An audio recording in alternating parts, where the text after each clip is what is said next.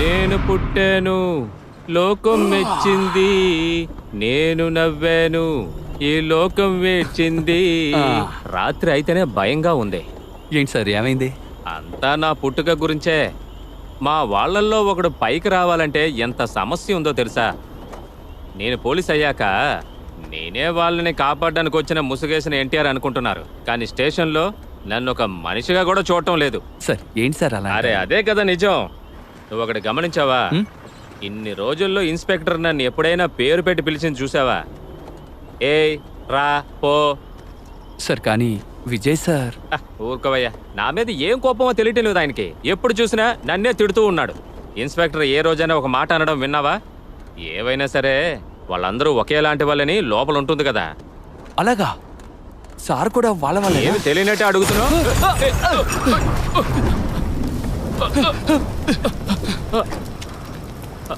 రే ఎవడ్రా వాడు? ఏ దుర్మార్గుడు పోలీస్ బండి మీద బాంబు వేసింది? ఎవడ్రా వాడు? బయటికి రా, బయటికి రారా.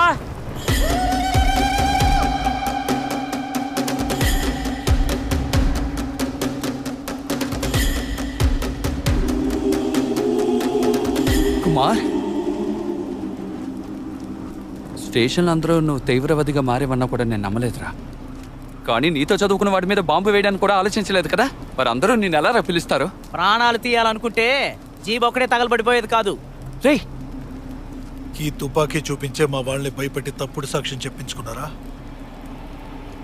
మా పిల్లల్ని చంపిన వాడి సంగతి నేను చూసుకుంటాను. మా వాళ్ళు బయటికి రావాలి, లేదంటే పోలీస్ స్టేషన్ మీ కళ్ళ ముందే మండుతుంది.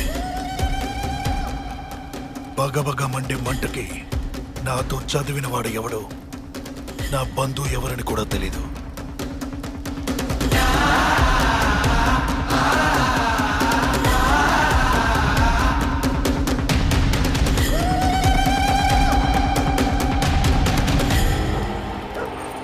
నేను వాసన అమ్మాయిలు పనిచేసిన చోటుకు వెళ్ళి ఎంక్వైరీ చేసి వస్తున్నామండి. సడన్ గా నిప్పు బాంబు ఒకటి జీప్ మీద వచ్చి పడిందండి. ముందు ఏం జరిగిందో మాకు తెలియలేదండి. మనిషి ఒక వైపు దిగి పరిగెత్తామండి. ఈ ఏనుగులు భయపడడానికి వేస్తారు కదండి పూర్తాడు, అలాంటిదండి.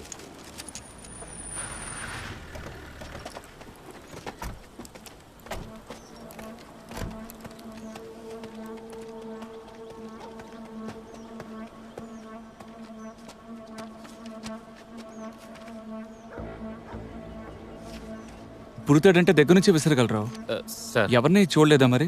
లేదు సార్. మొత్తం ఎంతమంది? 6 ఒకరి ముఖాన్ని కూడా చూడలేదా? అందరూ ముఖాన్ని మూసుకున్నారు సార్. మేము దిగి తరిమాము, వాళ్ళు చీకట్లోకి పారిపోయారు సార్. ఏ మీ దగ్గర గన్ లేదా? లేదు సార్, ఉండింది సార్. వాడి దగ్గర తుపాకీ ఉంది సార్. అంటే ఏంటంటే తుపాకులున్న 6గురిని మీరిద్దరూ తరవడం వల్ల తిరిగి కాల్చకుండా భయపడి పారిపోయారు, అంతేనా? సార్ పెట్రోల్ బాంబు వేశారు సార్.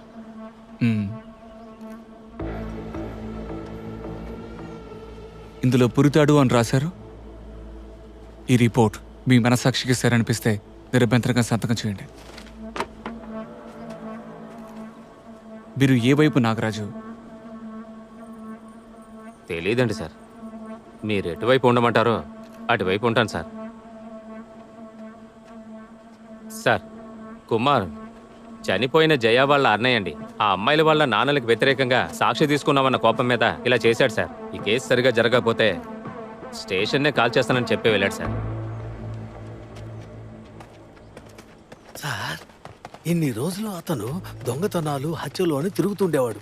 ఇప్పుడు నెక్స్ట్ లెవెల్కి వెళ్ళిపోయి పోలీస్ జీవి తగలబెట్టడం, మిగతా ఘోరాలన్నీ చేస్తున్నాడు. వాడిని ఇలాగే వదిలిపెట్టామనుకోండి, తర్వాత మన రాష్ట్రాన్ని నాశనం చేస్తాడు సార్.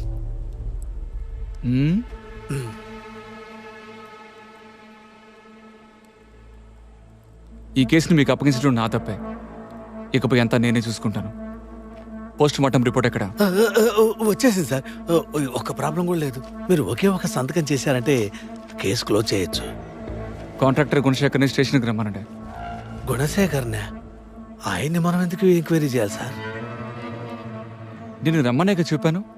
ఎంక్వైరీ అని చెప్పనే లేదే. ఎంక్వైరీ చేస్తే ఏమైనా నిజం తెలుస్తుంది అంటారా?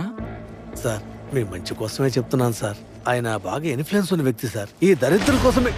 ఫస్ట్ మీరు అది ఇది అని చెప్పడం మానుకోండి. అదేంటి అది ఇది? వాళ్ళు ఏమైనా జంతువులు అనుకుంటున్నారా, లేక వేరే గ్రహం నుంచి వచ్చారా? కుక్కల్ని పావులు పేరు పెట్టి పిలుస్తున్నారు. వీళ్ళకేంటి తక్కువ? ఇదే మీకు ఇచ్చే లాస్ట్ వార్నింగ్. Sorry sir.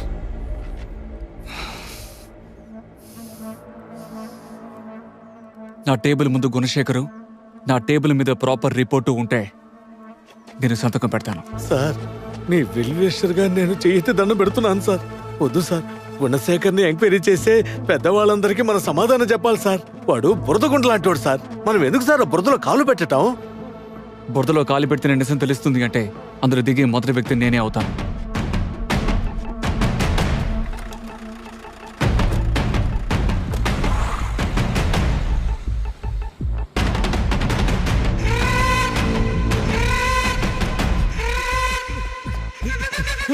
దిక్కు మాలిన కుక్క, వాడు ఏం చెప్పేస్తున్నాడో విన్నావా?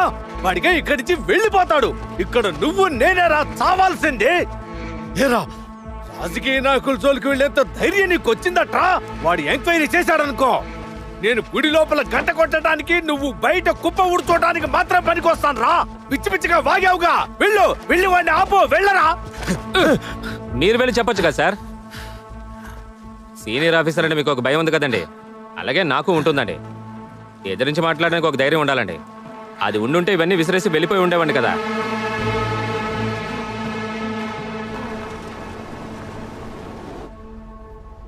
కుమార్ ఊరికి పోనివ్వండి. సరే అండి. మా తాతయ్య చెబుతూ ఉండేవాడు సార్, ఈ సమాజం చాలా చట్టాలు కూడా సేవకులతో నడిపిస్తారు అని.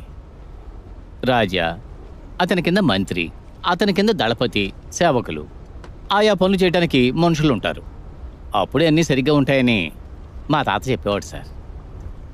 సరే, ఇప్పుడు మీరు చెప్పండి. కిందన్న వాళ్ళందరూ కలిసి రాజాని ఎంచుకున్నారా, లేక రాజే తన కింద వాళ్ళని ఎంచుకున్నాడా? అది మా తాతయ్య చెప్పలేదు సార్. కానీ ఇది లోక నీతి సార్. అది మార్చే అధికారం మనిషికి లేదు. అందరూ సమానం అయితే రాజెవరు సార్?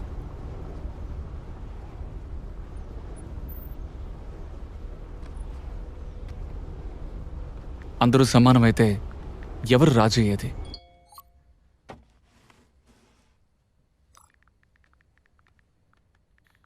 అందరూ సమానం అని అనుకునేవాళ్ళే.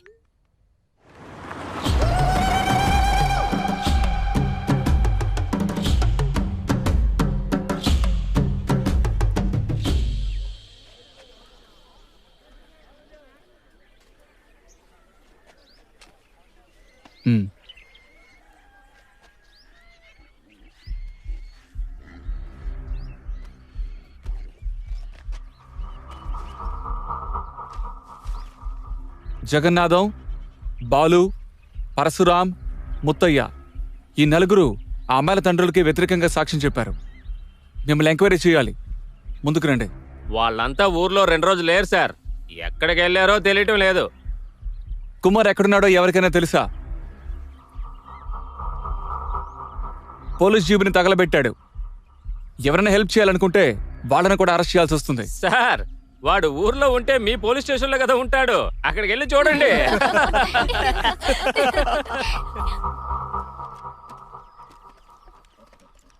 సార్, వీళ్ళందరూ ఇంతే సార్, అర్థం చేసుకోరు. మీరెందుకు సార్ ఇంత కష్టపడ్డాం? ఒక పని చేయండి. సారీ సార్, క్షమించండి.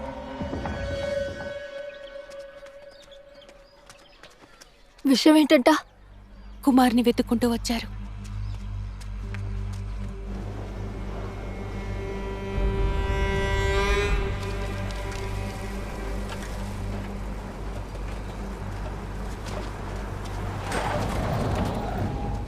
కుమార్ క్రిమినల్ కాదు సార్.